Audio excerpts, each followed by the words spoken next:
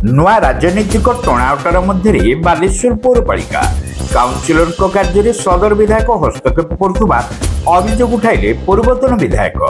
BJD କାଉନସିଲରଙ୍କୁ action plan ତାଲିକା ପ୍ରଦାନ ପାଇଁ ଜଣାଇଲେ ଦାବି। ବାଲେଶ୍ୱର ଷ୍ଟେସନ ଛକରେ ଖୋଲିଛି 1 ଓ 2 gram gold forming jewellery showroom. ଆଜି ହିଁ ଆସନ୍ତୁ ଆଉ ବାଛି ନିଅନ୍ତୁ ଆପଣଙ୍କ ମନପସନ୍ଦର ଗହଣା। SJ ଜୁଏଲ୍ସ, ସମାଜ ଅଫିସ ତଳମହଲା, ଷ୍ଟେସନ ଛକ, ବାଲେଶ୍ୱର। ସ୍ୱୟଂ ଶାସନ ବ୍ୟବସ୍ଥା ମଧ୍ୟରେ ପୌର ପରିଷଦ କାଉନସିଲର ମାନଙ୍କ ଅଧିକାର ପରିସରଭୁକ୍ତ କାର୍ଯ୍ୟରେ ବିଧାୟକଙ୍କ ହସ୍ତକ୍ଷେପ କରିବା ଆଦୌ ଗ୍ରହଣଯୋଗ୍ୟ ନୁହେଁ। ବାଲେଶ୍ୱର ସଦର ବିଧାୟକ ପୌରାଞ୍ଚଳରେ କୌଣସି କାର୍ଯ୍ୟ ନ କରିବାକୁ ପୌର କର୍ତ୍ତୃପକ୍ଷଙ୍କୁ ନିର୍ଦ୍ଦେଶ ଦେଇଥିବା ଶୁଣିବାକୁ ମିଳୁଛି। ଏଥିରେ ସତ୍ୟତା ଥିଲେ ବିଜେଡି କାଉନସିଲର ମାନେ ବିଧାୟକଙ୍କ ଘରକୁ ଯାଇ ପୌରପାଳିକା କାର୍ଯ୍ୟରେ ହସ୍ତକ୍ଷେପ କରିବା ବାବଦରେ ପଚାରିବେ। ପ୍ରକୃତରେ ବିଧାୟକଙ୍କ ନିର୍ଦ୍ଦେଶ ରହିଛି ଅଥବା ଅଧିକାରୀମାନଙ୍କ ଚଞ୍ଚକତା ରହିଛି ସେ ସମ୍ପର୍କରେ ଅନୁଧ୍ୟାନ ପରେ ବିଜେଡି କାଉନସିଲର ମାନେ ଜନସାଧାରଣଙ୍କ ସ୍ୱର ସାଜିବେ। ଏଇଭଳି କହିଛନ୍ତି ପୂର୍ବତନ ବିଧାୟକ ସ୍ୱରୂପ କୁମାର ଦାସ। ବହୁ ଜାଗାରେ ବହୁ ମାନେ କର୍ମଚାରୀ ପାଖରୁ କାଉନସିଲର୍ସ ମାନେ ଯେତେବେଳେ ଭେଟୁଛନ୍ତି ସେତେବେଳେ ଶୁଣିବା ପାଇଁ ପାଉଛନ୍ତି ଯେ ବିଭିନ୍ନ ଜାଗାରେ ବିଧାୟକ ମହୋଦୟ କାମ ନ କରିବା ପାଇଁ ଅର୍ଡର ଦେଇଛନ୍ତି। ଯଦି ଏଭଳି ପ୍ରକ୍ରିୟା ହେଇଥାଏ ଆମେ ଗଣତାନ୍ତ୍ରିକ ପ୍ରକ୍ରିୟାରେ ତାଙ୍କ ଘରକୁ ଯିବୁ, ତାଙ୍କୁ ପଚାରିବୁ ଯେ ମ୍ୟୁନିସିପାଲିଟିରେ କାର୍ଯ୍ୟରେ ଆପଣ ହସ୍ତକ୍ଷେପ କରୁଛନ୍ତି କି?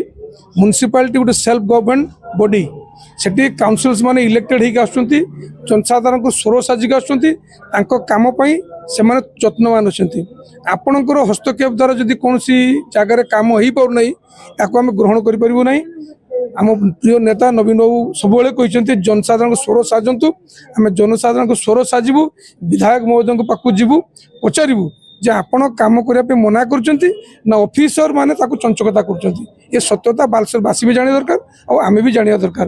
ପୌର ପରିଷଦରେ ବିଜେଡି କାଉନସିଲର ମାନେ ଅଣଦେଖାର ଶିକାର ହେଉଥିବା ଅଭିଯୋଗ ନେଇ ପୌର କାର୍ଯ୍ୟନିର୍ବାହୀ ଅଧିକାରୀ ସିରିୟଲ ଶୁଭ୍ର ପଟେଲଙ୍କୁ ଭେଟିବା ଅବସରରେ ଶ୍ରୀ ଦାସ ଏଭଳି ମନ୍ତବ୍ୟ ଦେଇଛନ୍ତି। ସେ କହିଛନ୍ତି ଯେ ବାଲେଶ୍ୱର ପୌରପାଳିକାରେ ବର୍ଷେ ହେଲା ନୂଆ ଟେଣ୍ଡର ବାହାରି ନାହିଁ। ସହରାଞ୍ଚଳ ଉନ୍ନତି ପାଇଁ ସରକାର ଅର୍ଥର ଅଭାବ ନାହିଁ କହୁଥିଲେ ବି ବାସ୍ତବତା କିନ୍ତୁ ଭିନ୍ନ।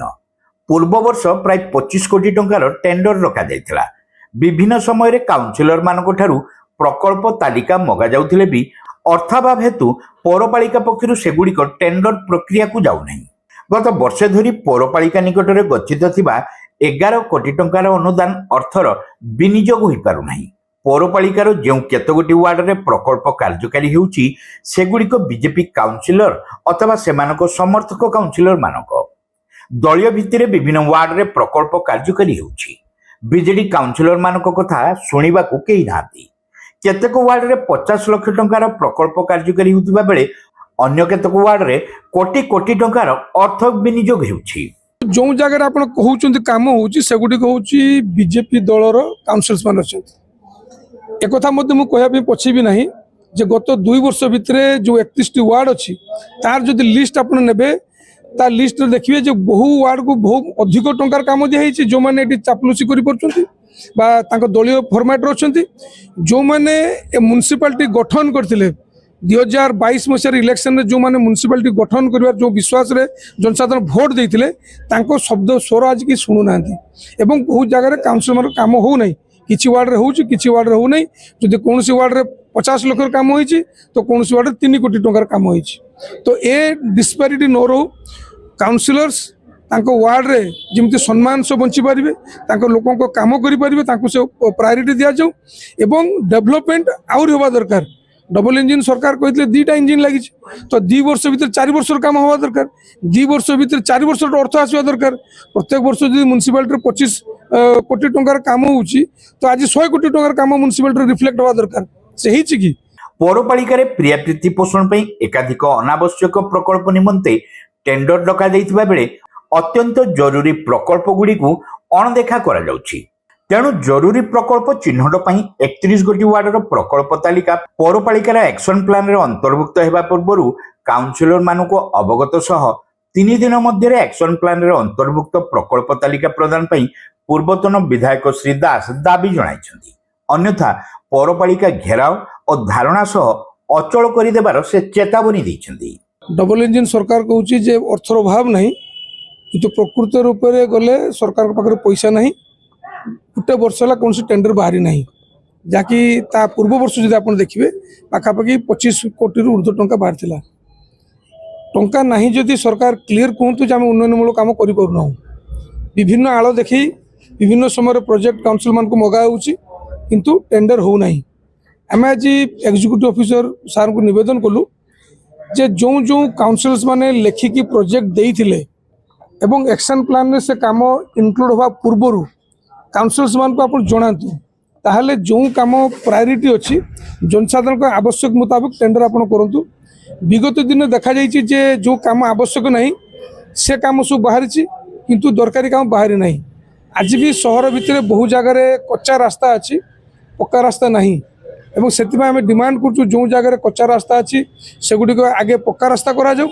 प्रायोरिटी बेसिस रे जो जो वार्ड अच्छी एवं काउंसिल्स मान को एक्शन प्लान में कौन कौन काम आप इनक्लूड कर टेंडर बाहर पूर्व जनातु ताले प्रायोरिटी फिक्स हो पार एवं एक कथा आमको एश्योरेंस देते एग्जीक्यूटिव ऑफिसर सर जे आम एक कथा को विचार करूँ एवं यहाँ सहित आम आज एग्जीक्यूटिव ऑफिसर को कहीचु जे एक्शन प्लान रे कौन कौन काम आप इनक्लूड करमको ता शीघ्र जनातु कहीं गत वर्ष है शुणुचु म्यूनिसिपालिटी पाखे पाखापाखि 11 कोटी टंका फंड्स पड़ी अच्छी से फंड्स यूटिलाइज हो पारनी जदि से 11 कोटी टंका वर्ष भर खर्च होता है तो आहरी 15 कोटी टंका सरकार पाखु आसी पारता आम गोटे दाबी रखीचु 3 दिन भितर आमको लिखित आकार आप जनातु कौन कौन प्रोजेक्ट एक्शन प्लान इनक्लूड कराऊँच जदि 3 दिन भितर आमको जनइबे ना आम अत्यंत शांतिपूर्ण भाव गणतांत्रिक प्रक्रिया आम म्यूनिसिपालिटी घेराव करूँ म्यूनिसिपालिटी ऑफिस को बंद करदेबू म्यूनिसिपालिटी को अचल करदेबू ये काम आम करूँ बालेश्वर जनता को स्वार्थ पाए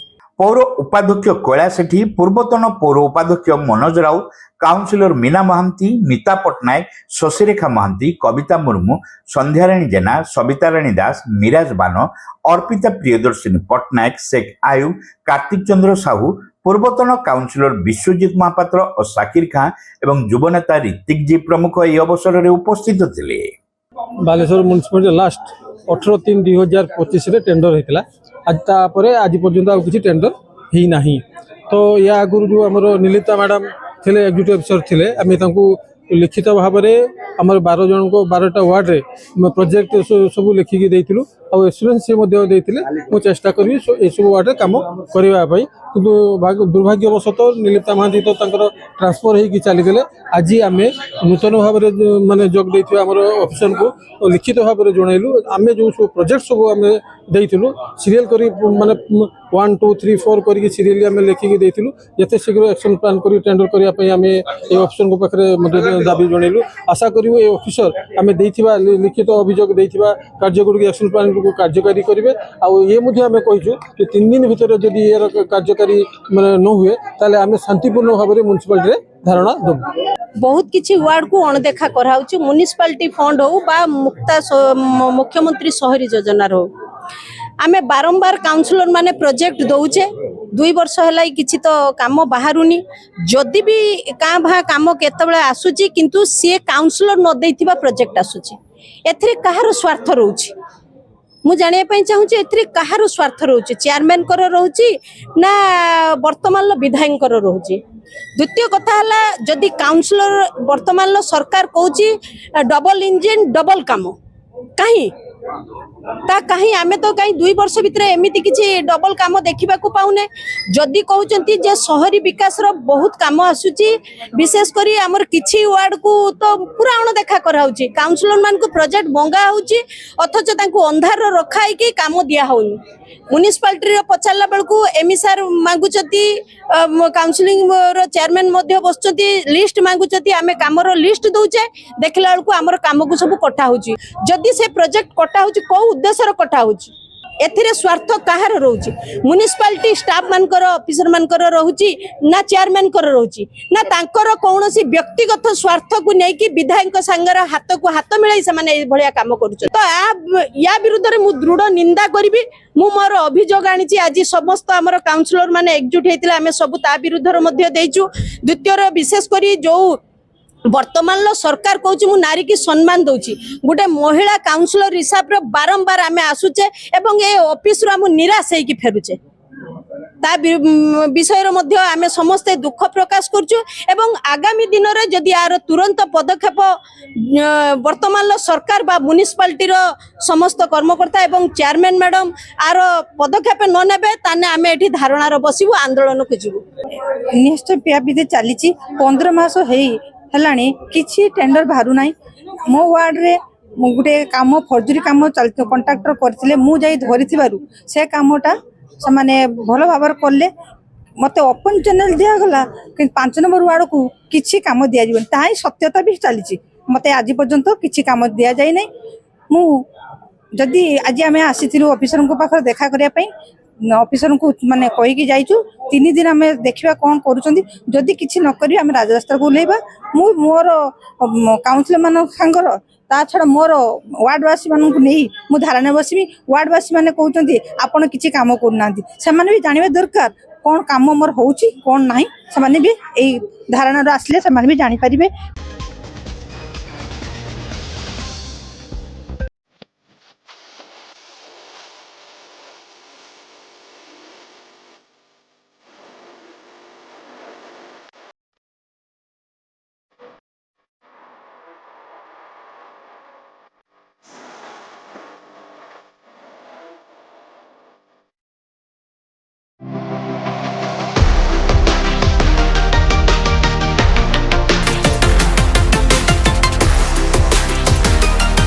माँ लक्ष्मी ज्वेलर्स, विवेकानंद मार्ग, चिड़िया पोलो, Baleshwar. Welcome to Pratiksha Fertility and IVF Clinic, Baleshwar. With state-of-the-art facilities and cutting-edge equipment, we provide the highest standard of fertility care. Pratiksha Fertility and IVF Clinic, Baleshwar. Pipe किनिबा पूर्वरु पाइप रो पारिबा पणिया उपरे प्रत्येक प्रश्नर उत्तर आमे दबु। पानी रो प्रखर जेते तीव्र हो अबा पानी रो शिखर जेते उच्च हो एमके प्लास्ट कंपनी रे निर्मित एमकेपी ब्रांड रो सुदृढ़ एवं दीर्घस्थायी पीवीसी एंड एचडीपीई पाइप्स सर्वदा नंबर 1। सर्वनिम्न मूल्य रे सर्वोत्तम पाइप किनिबा पई जोगाजोग करंतु। MK plast private limited, Ramdaspur industrial estate, Godisahi, Cuttack district.